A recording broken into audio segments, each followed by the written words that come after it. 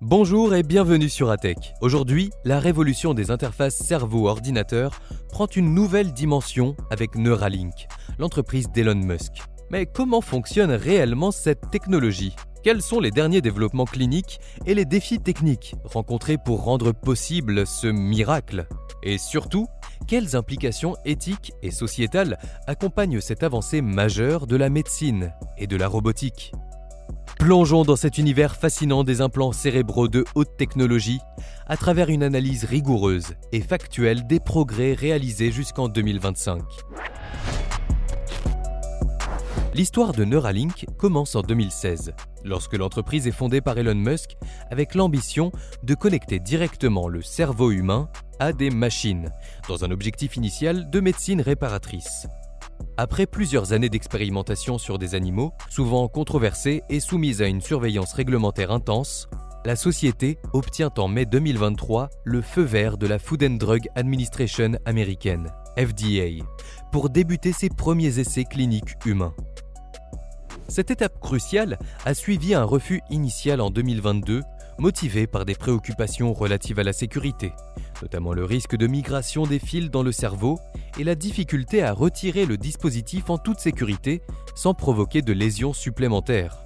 Le projet présenté par Neuralink est unique dans sa complexité.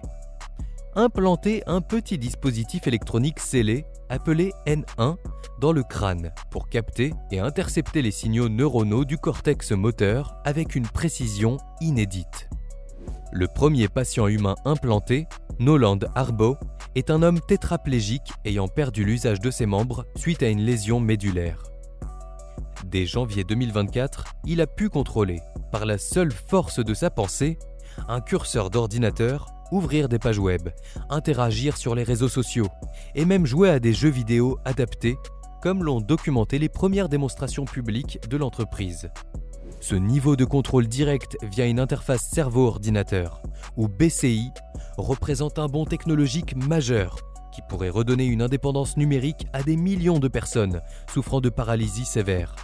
Depuis cette première mondiale, Neuralink a implanté plus d'une douzaine de patients dans le cadre de ses essais cliniques appelés PRIME, Pivotal Trial with Robotically Implanted Neuroelectrodes.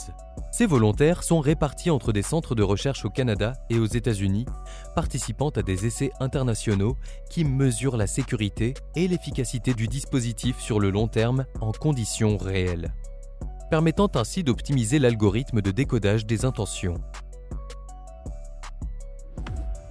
Pour comprendre cette technologie, il faut savoir que le cerveau humain communique avec le corps via des signaux électrochimiques complexes qui sont envoyés à travers le cortex cérébral jusqu'aux muscles via le système nerveux central. Lorsque cette communication est interrompue, comme dans le cas d'une lésion médulaire, le cerveau continue d'émettre des signaux d'intention motrice, mais ceux-ci n'atteignent jamais les membres. Neuralink utilise une matrice d'électrodes ultra fine, plus fine qu'un cheveu humain, flexible et quasiment invisible à l'œil nu, insérée avec une précision submillimétrique dans la surface du cortex moteur. L'implantation est réalisée à l'aide d'un robot chirurgical hautement sophistiqué et autonome appelé R1. Ce robot agit comme une machine à coudre microscopique, capable d'insérer des milliers de fils dans le tissu cérébral en quelques millisecondes seulement. Sa complexité réside dans sa capacité à opérer en temps réel, évitant minutieusement les vaisseaux sanguins cruciaux et compensant les mouvements involontaires du cerveau liés aux pulsations cardiaques et à la respiration, ce qui diminue de manière significative les risques de dommages tissulaires et d'hémorragie. La puce N1, véritable cœur du système, est encapsulée dans un boîtier étanche et scellé, logé sous la peau du crâne, la rendant invisible de l'extérieur une fois la guérison achevée. Elle reçoit, traite et transmet sans fil les informations neuronales décodées à un dispositif externe, minimisant ainsi l'encombrement physique et surtout les risques infectieux associés aux connecteurs traversant la peau. Chaque puce dispose de 1024 canaux d'enregistrement sur 64 fils distincts, ce qui représente une densité d'informations extrêmement élevée par rapport au système BCI concurrent. Cette finesse d'analyse permet une traduction précise et détaillée des intentions motrices, ouvrant la voie à des applications de contrôle de plus en plus complexes. À terme, cette technologie pourrait permettre de contrôler non seulement des curseurs d'ordinateur ou des claviers virtuels, mais également des bras robotiques sophistiqués, des fauteuils roulants motorisés, voire de la stimulation directe de muscles spécifiques via un système connecté en aval de la moelle épinière, offrant une restauration fonctionnelle complète, non seulement de la commande, mais de la motricité elle-même. L'ambition de Neuralink dépasse largement la restauration simple de la mobilité et le contrôle de périphériques. L'entreprise explore activement des projets pilotes pour la restauration de la parole et de la communication chez les patients souffrant de paralysie et d'aphasie sévère, une incapacité à communiquer verbalement ou à comprendre le langage. L'idée est de pouvoir transformer les intentions cérébrales de parler en communication verbale directe sans nécessiter l'utilisation des muscles du larynx, de la langue ou des lèvres. Ces recherches s'appuient sur la capacité des algorithmes d'intelligence artificielle à décoder les patrons neuronaux spécifiques associés à la formation des mots dans les aires de Broca et Wernicke du cerveau. Ce qui ouvre des perspectives inédites, notamment pour les personnes atteintes de maladies neurodégénératives avancées comme la SLA ou la maladie de Charcot, où la capacité de parler s'éteint progressivement. Par ailleurs, un autre projet fascinant, appelé Blind Sight, vise à recréer une forme de vision chez les patients aveugles, non pas en réparant l'œil, mais en stimulant directement le cortex visuel par des microélectrodes. Ces essais cherchent à induire des perceptions lumineuses ou des formes simplifiées, les fausses peines, contournant ainsi les organes sensoriels endommagés. Bien que très prometteur, ce projet reste à un stade embryonnaire et rencontre encore de nombreux défis techniques et physiologiques, notamment la nécessité d'un calibrage précis et d'une interprétation stable par le cerveau.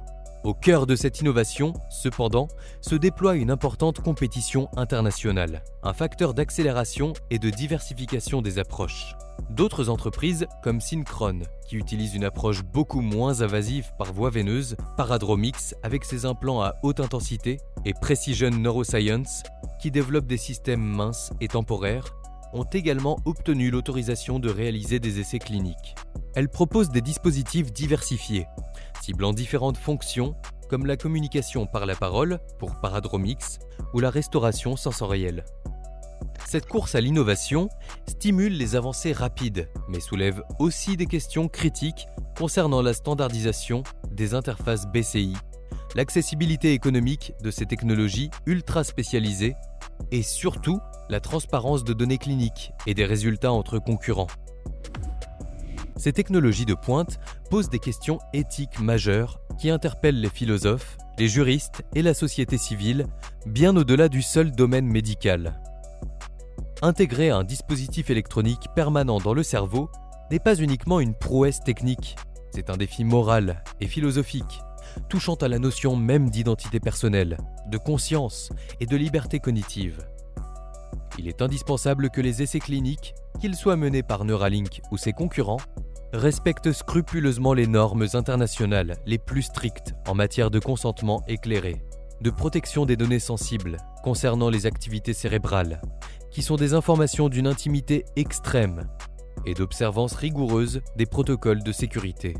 La communauté scientifique et les organismes de régulation ont initialement reproché à Neuralink l'absence de communication exhaustive et le secret entourant ses premières expérimentations, créant une méfiance justifiée. Sur le plan purement technique, l'ingénierie du robot R1 et la miniaturisation des électrodes marquent une mutation profonde des procédures neurochirurgicales, les rendant plus précises et moins traumatisantes. Cependant, la grande question technique non résolue demeure la durabilité et la stabilité des connexions. Garantir l'intégrité fonctionnelle des fils microscopiques dans un tissu aussi mouvant et chimiquement actif que le cerveau, sur plusieurs décennies, reste un défi majeur. Malgré l'existence de ces grands défis techniques et éthiques, les bénéfices potentiels de la technologie BCI sont immenses et constituent une lueur d'espoir pour de nombreux patients. Ces implants pourraient offrir une autonomie nouvelle et une réintégration sociale à des patients qui vivent coupés du monde physique et numérique, en leur permettant de contrôler des dispositifs complexes, d'abord numériques, puis mécaniques, à partir d'un simple effort de pensée ou d'une intention. Ce n'est plus de la science-fiction.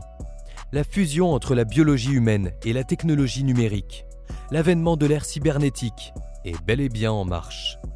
Cette avancée ouvre des perspectives qui questionnent également la société dans son ensemble, quant à la place de l'homme augmentée. Au-delà de la réparation, ces technologies pourraient transformer la manière dont l'humanité appréhende son propre esprit, ses interactions avec les machines, et potentiellement modifier les capacités cognitives elles-mêmes dans les décennies à venir. Le futur de la médecine, qui se confond avec celui de l'ingénierie, est en train d'écrire une nouvelle page de l'histoire humaine, celle où la pensée devient l'interface ultime avec le monde. Voilà ce qui conclut ce décryptage. Merci d'avoir suivi jusqu'au bout. Si la vidéo vous a plu, n'hésitez pas à laisser un like et à nous dire en commentaire votre avis sur cette situation. De nouveaux épisodes arrivent bientôt, alors n'oubliez pas de vous abonner à la chaîne et à activer la cloche pour ne rien manquer. À très bientôt!